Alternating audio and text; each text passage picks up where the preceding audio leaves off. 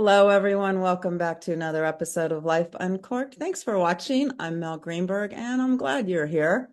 So this month, I was doing research for our topic, and the same name kept popping up. It was in quotes, it was on websites, it was in Google, you name it. I had to know more, so I went down that rabbit hole, of course, and I discovered this really cool chick. She's a Tedx speaker and a life letters coach with clients like New York Life Insurance, the University of Denver, American Academy of Psychotherapists, to name just a few. She's an author with a Master of Fine Arts in Creative Nonfiction from Goucher College and a speaker, and she does know a thing or two about ethical wills.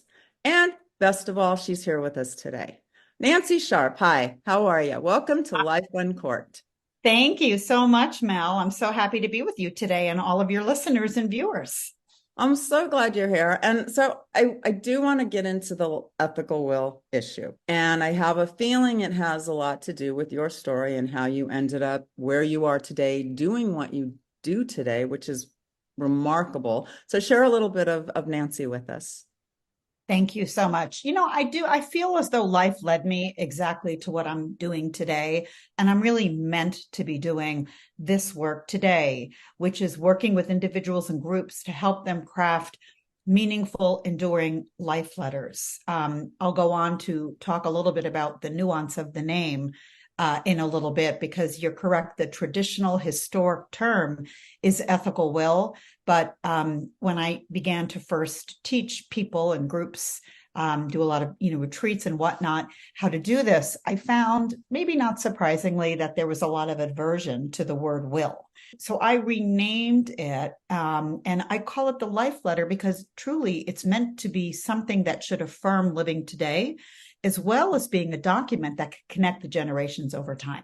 So you asked about my story. I was widowed very young, actually, when our twins, we have a daughter and a son, Rebecca and Casey.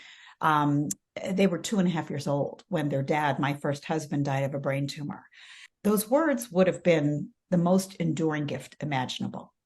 Because as it happens, my children, as I said, they're seniors in college right now. They have zero memories of him. Well, I have that experience. I shared with you earlier, I lost my mother when I was 17, and she left me handwritten notes. I still pull them out and read them, and her handwriting I love. Exactly. So that sort of is the earlier impetus. And then I went on and I wrote my book. My debut memoir is called Both Sides Now, a true story of love, loss, and bold living. And I just started speaking to different groups about storytelling and resilience and legacy. Then I became a certified instructor in guided autobiography, which I really, really started to teach in earnest at the onset of the pandemic, because nobody was going to big events speaking anymore. I mean, the world basically shut down. So I wanted to find a way to make meaningful connections with people, no matter where in the world you're from, no matter what age you are, no matter what your walk of life or life experiences is. Everybody can speak on some level about universal themes, like, tell me about a branching point moment in your life. A moment when your life took a turn. Now, in the few minutes we've been talking, you just shared with me your mom died when you were 17 years old. That's a turning point moment. It doesn't have to be something negative or traumatic. It can be something small, too, that has impact. Well, I love that you took a pivotal moment in your life and turned it into something not only that helped you through it, so it was quite cathartic, but now you're helping hundreds, thousands, I imagine, get through pivotal times, some better than others, in their own lives. Thank you. That means a lot to me. And that's exactly why I do this. So it was through that work teaching guided autobiography that many students started to say, hey, would you teach us how to write about an ethical will? And I realized I could teach it in a way that would be very universal and that would be very impactful. It is life altering, this work, because we don't think of those things. We think of leaving the will, leaving, who gets this, who gets that. And instead of who gets who we are and passing that on. And that's immeasurable. It is the most enduring gift of all. There's no question about it. The life letter can complement a legal will. And I try to take the pressure off and to make it not so intimidating by suggesting just write a simple letter, number one. And I have some nuggets that people can use as a framework, more or less. I mean, everyone is unique and different. But there's no right or wrong. It's from your heart. It's who you are. Right. There are a couple of no-nos, I will Oh, say. tell us. Right. Okay. So the only things you should really avoid doing when writing a life letter Mhm. or an ethical will is it's not meant to be 300 pages of your family history. And the Mhm. work I do that is so impactful is to help people in groups write life letters, which is a much more distilled reflection of what matters most. It can be written by hand also, if I love my grandmother's handwritten notes, right? But sometimes people don't have good handwriting. I'm one of those people. So I'll type. Other times I have a lot of people I work with, they don't want to do it at all. They write it on a legal yellow pad, or they speak it into a phone. It doesn't matter. What Do matters people leave is say it. recordings? You said speak into a phone. Do people leave actual Yeah, recordings? I always like to record them reading their life letter at the end. So I just want to catch people in their most authentic moments, reading from their heart. And I feel that's incredible to have. Yeah. What keeps you going now? We're all aging. You've amassed this incredible career and you're touching all these lives. What keeps you going forward?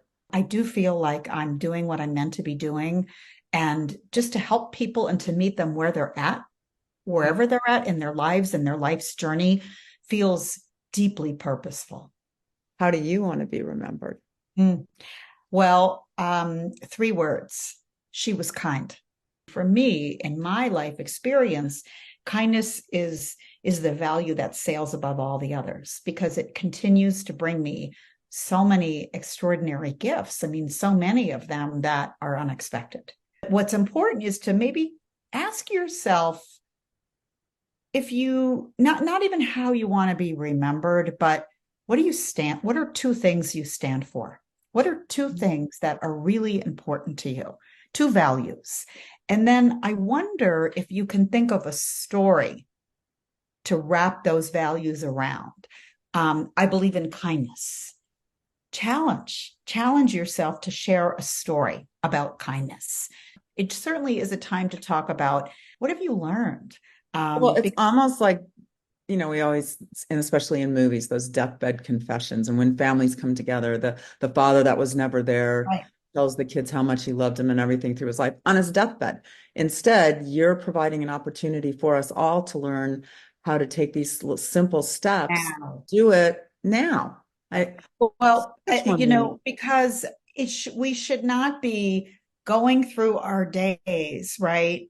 Just putting off saying what matters most to the people we care most about because, and not to be morbid here, but life can happen. I mean, my Yeah. story was proof of that. Yeah. That's a good thing because that's just part of the cycle of life.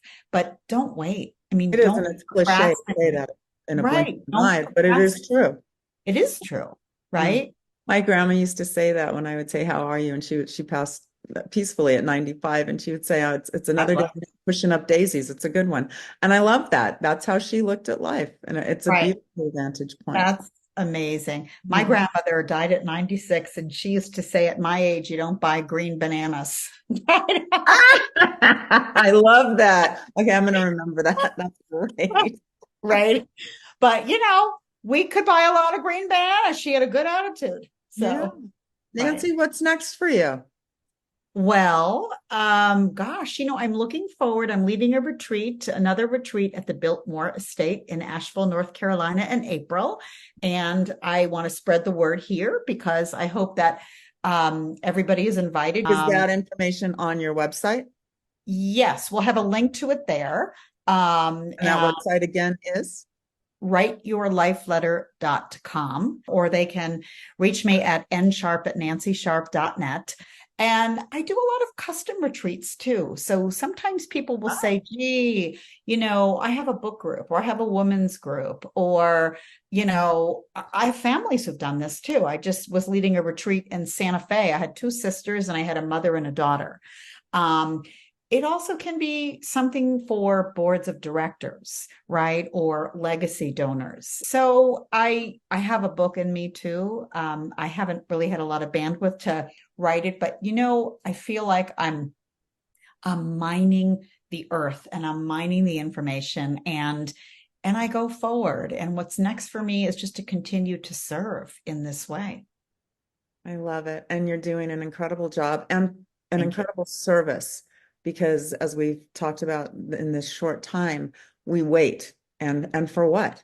Let's do it now. Let's leave our part of ourselves that we cherish, that we want to share Right. with each other now. And you're helping us do it. And I'm so glad to have met you and that you took your Thank time you. to talk with our community today. Thank you Oh, so much for thank joining. you. And I just wanted to share just one quick thing because I work with a lot of people who don't have children also, and that's okay.